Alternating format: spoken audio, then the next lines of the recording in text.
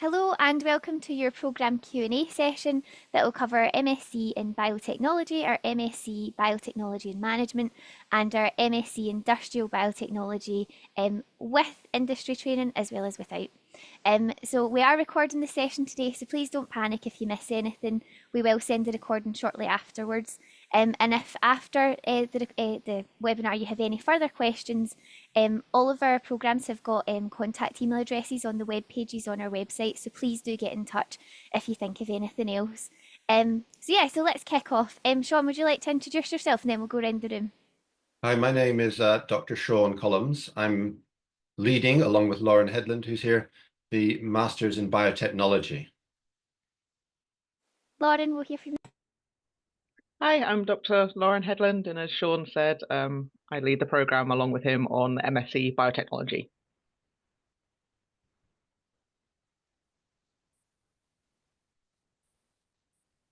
Cheryl? They're all going to go. Couldn't hear you for a second. Hi, everyone. My name is Cheryl Warhead. I'm a professor of molecular biotechnology. I am the Dean of Learning and Teaching for the College of Medical, Veterinary and Life Sciences, but here today to talk about MSc in Biotechnology and Management and to talk about the MSc in Industrial Biotechnology. Great. And then could we have a little overview of each of the programmes? Sean, would you like to kick us off?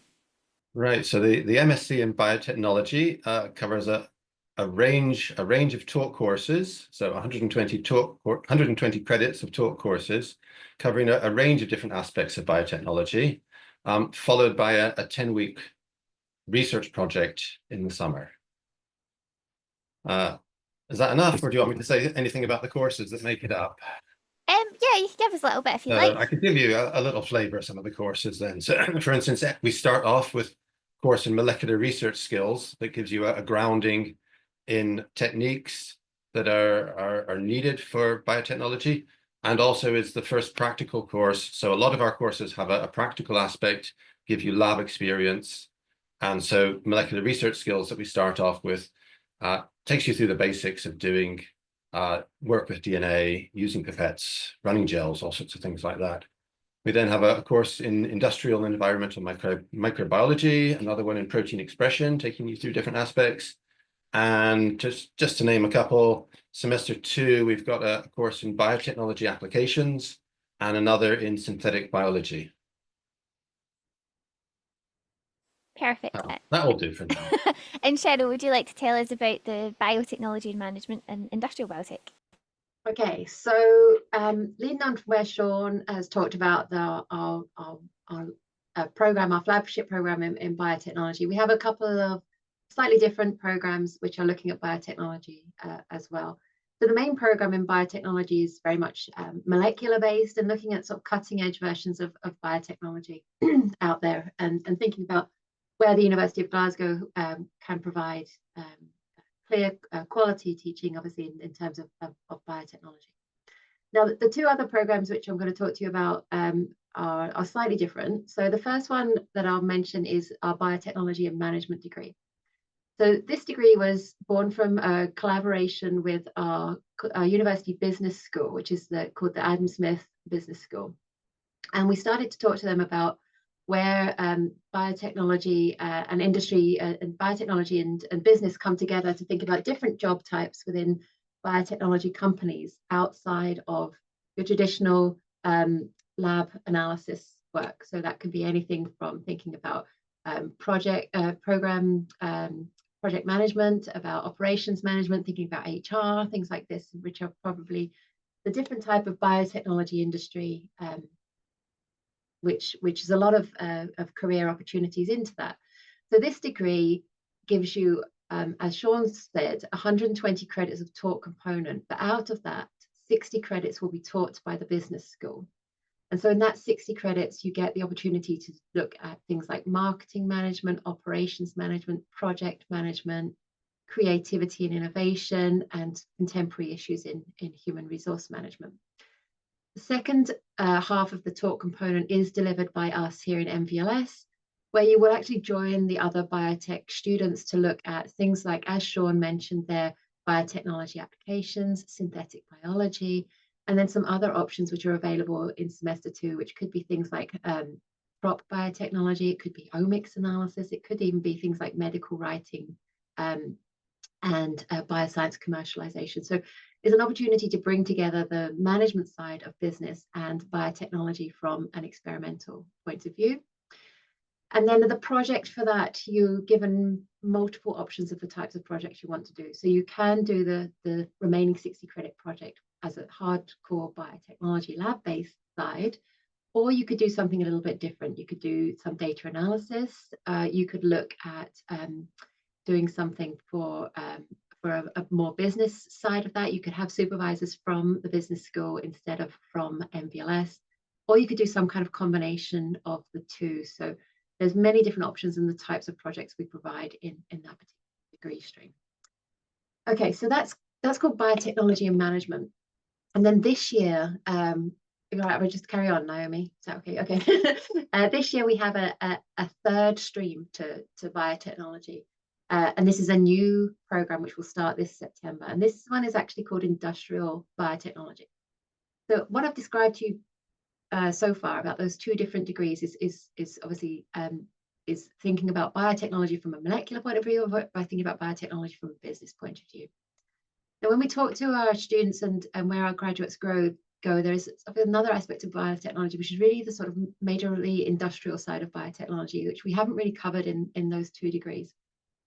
But it is definitely an area where students have an interest. So in this particular degree, you will do some additional training in more industrial side of biotechnology. So additional courses which are included there, which aren't included in the biotechnology degree, would be things like product life cycle, which looks at things of how we would develop a product for biotechnology, from in idea to innovation to actually to selling that product out through a company. The other one we've added in is industrial fermentation, which will look at how we can scale up ideas from a small sort of lab-based idea through to what we would then think of being produced through a company on a much larger scale. Those students will also be able to do some project management, which will be available through the business school.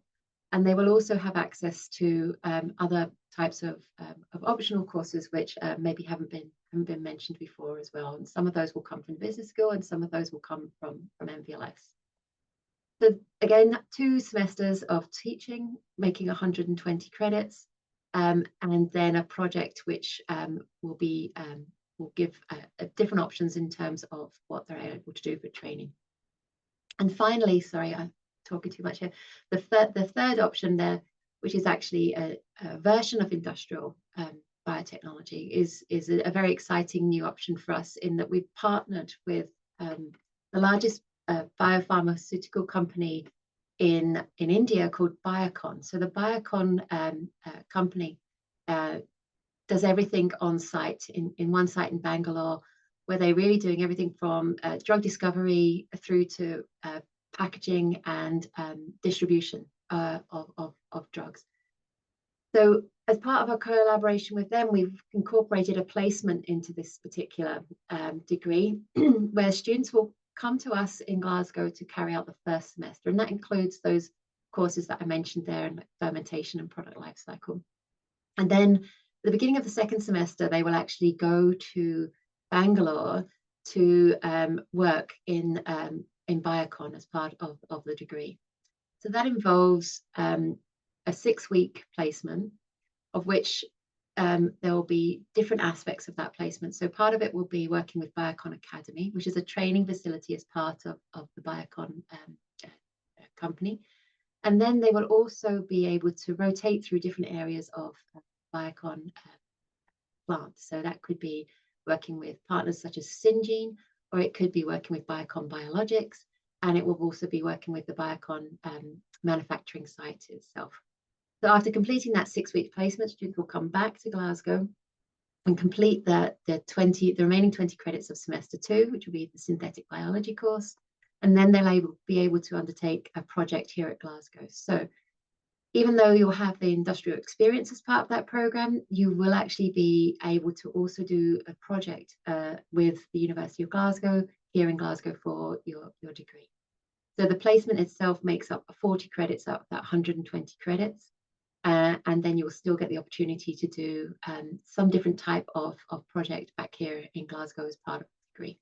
So it's a unique opportunity to gain internationalization and industry-facing experience, which will prepare students for potential working in industrial biotechnology situation. Thank you, Naya. Great, and it's probably worth mentioning that the industrial biotech with industry training places are limited to that for that one. I'm just adding one of our current students there. We've managed to get them to join. Are we all right? Yeah, we all good. Would you like to do a quick introduction to yourself and let us know what program you're currently studying?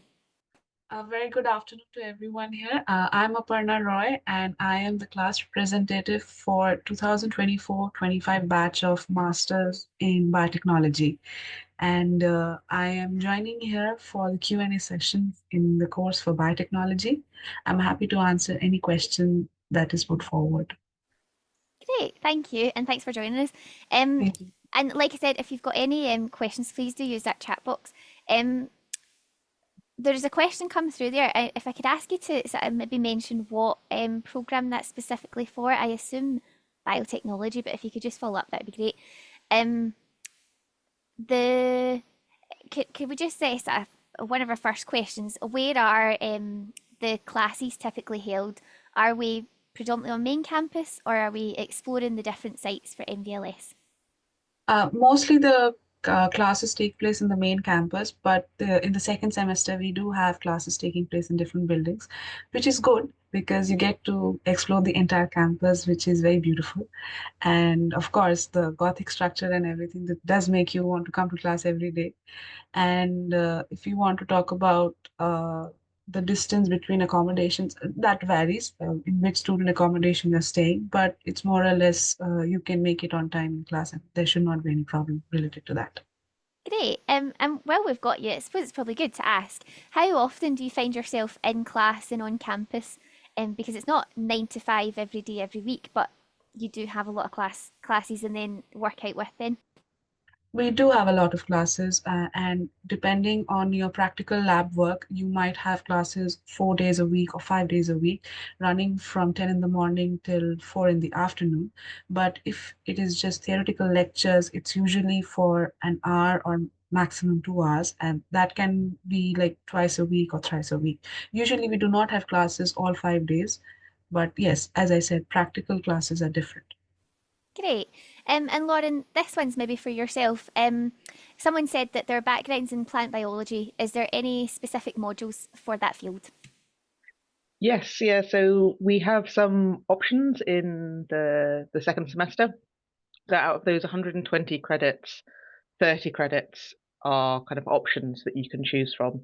And we have one of those options there, which is the plant biotechnology option, which kind of covers some of the applications of plant science in kind of a biotechnological field. But you will also see kind of plants scattered throughout. So it's not just that one course. You'll see plants kind of as examples cropping up in some of the courses as well. Great, thank you. And could we touch a bit on the different assessments that students might face during the MSCs? I think that with all the programs, students will do different types of assessment. And actually, we really plan to do that on purpose. Rather than having high stakes end of year exams, we kind of pepper the assessment throughout the academic year. And so without having just one particular type, which some students might be really good at presentations, but maybe not so good at writing essays, by having a variety of assessments, we allow all students to demonstrate their own personal skills, but also maybe develop skills that they haven't really come across yet. So there'll be lab reports, there'll be presentations, there will be some examination, there'll be some essay writing. All different types of assessment will count towards the final grade. Great. And Aparna, how have you found the different assessments?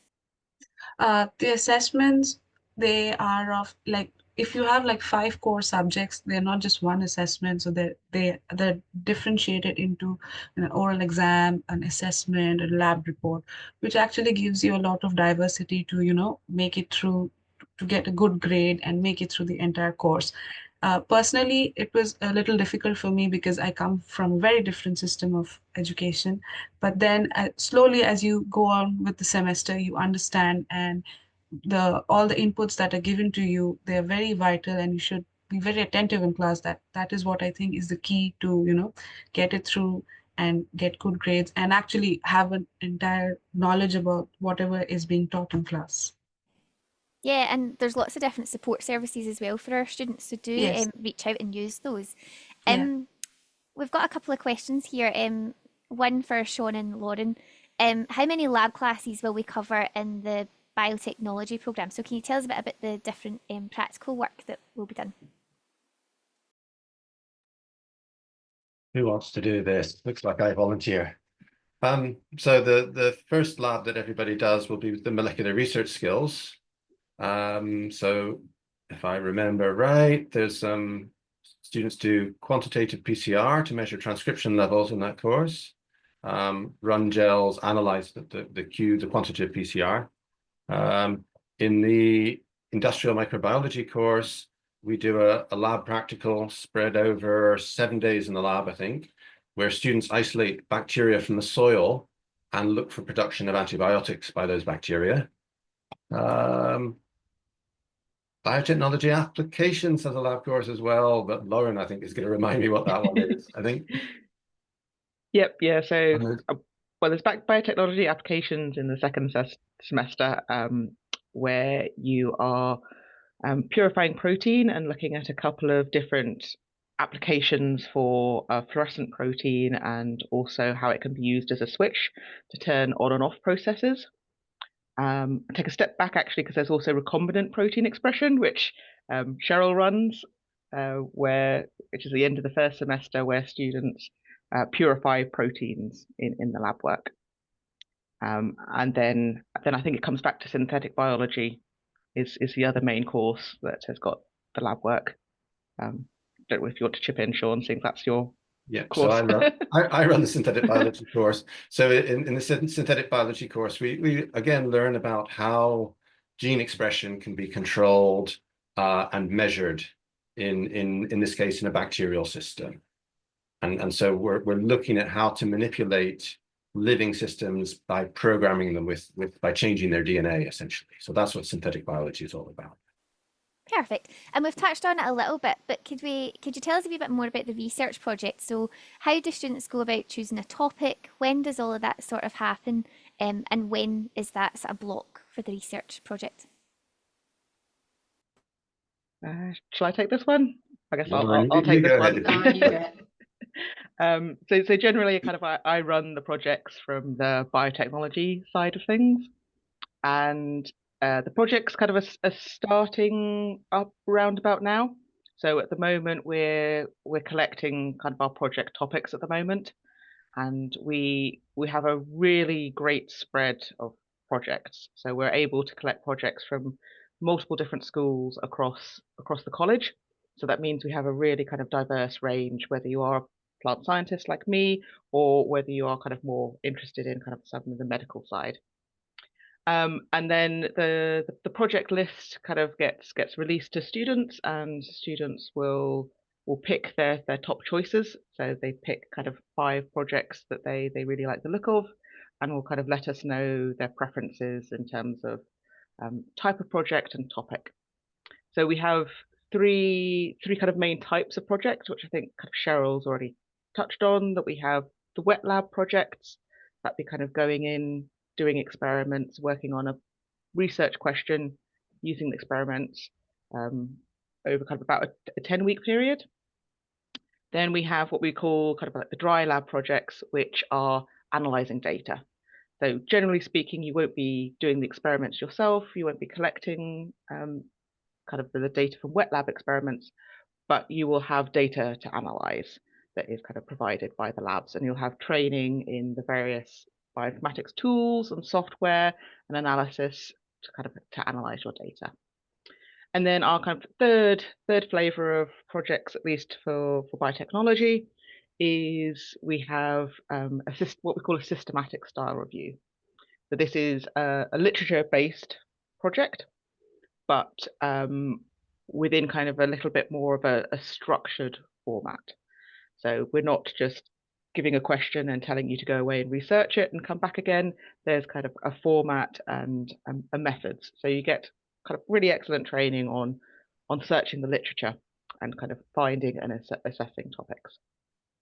And so the projects generally start, depends a little bit on the calendar year, but they generally start kind of about early May, and you'll have 10 weeks of kind of time that's either in the lab or analyzing data. And then we normally have a couple of weeks afterwards, which are more dedicated to writing up.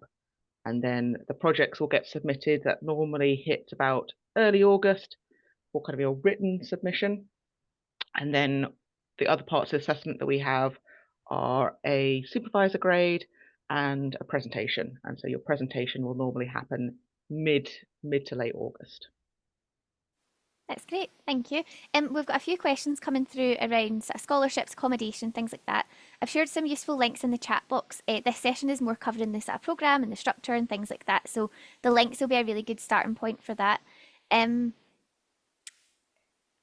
question we've got is about the career opportunities after the MSc. Could you tell us a wee bit about what students typically go on to do in the range of different jobs?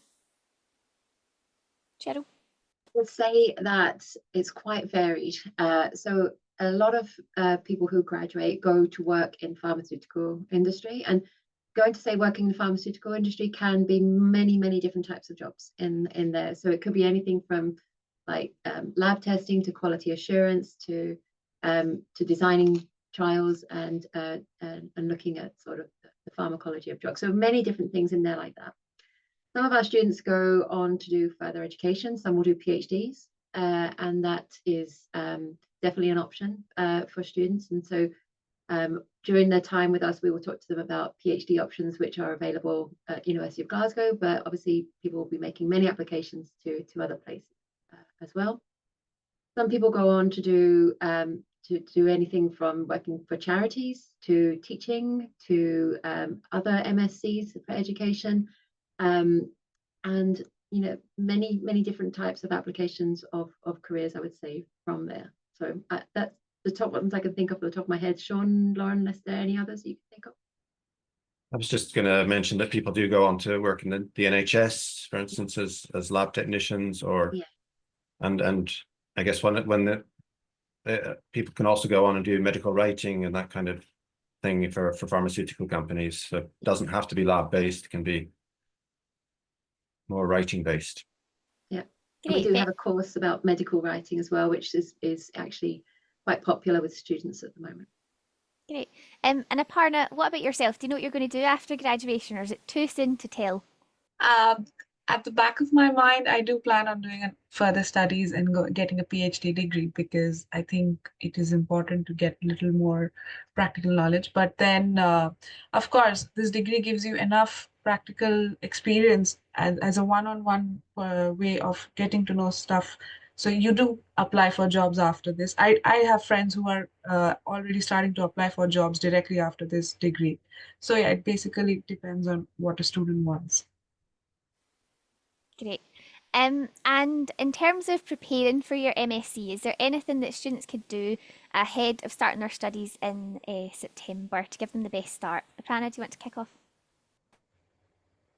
I think they should, as a person who's done UG back in India or anywhere you've come from, I think you should just brush up your basics before you come here. It is very important that you know what you'll be taught in class, because it, like, your basics needs to be very clear, and look around how the university teaches. And there are a lot of videos on YouTube as well, and on the website of the university, which I personally looked into before coming here. So that gives you an overview as to what is expected of you. And obviously you should talk to alumni over LinkedIn and get an idea about what is expected and how usually classes take place, and also talk about the assessment. That really will help anyone to, do well during the course. I think that's great advice. And what about our academic panel? If you've got anything to add to that? I think that's great advice. I would say, you know, if you're going to come from an undergraduate degree where you've got the qualifications to come and do a degree at University of Glasgow, then you have a lot of background knowledge already. So, you know, just there's no specific requirements to go away and read lots of scientific papers or whatever on your arrival. Just come, and as Prana says, you know, be ready to think about being taught slightly differently.